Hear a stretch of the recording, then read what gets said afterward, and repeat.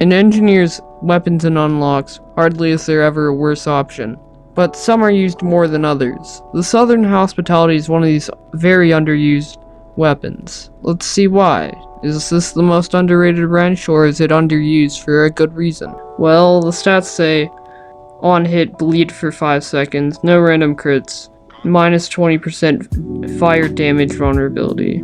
First of all, the bleed effect is okay, it does about 40 damage by itself, and plus with the melee damage of 65, it does about 105 damage over time.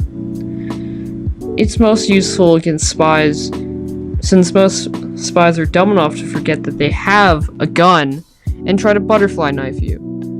It helps too that spies most often use the kunai, which drops spies' health to 70%. As for the other classes, it's pretty bad, but I don't really think you should be using melee in a firefight.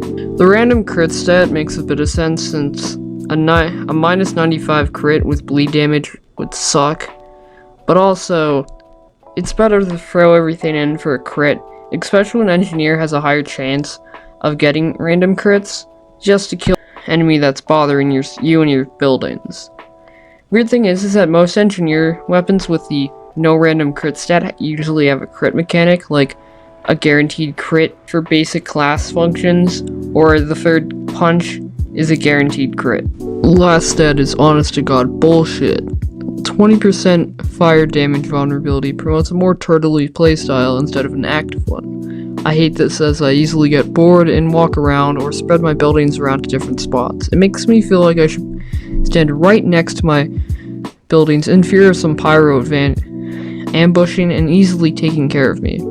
It also sucks that new players and FTPs play pyro, plus the scorch shot exists, so yeah, that's kind of annoying. As for playing with it in matches, it's actually not that bad. Works just as well as the stock wrench when setting up and upgrading buildings.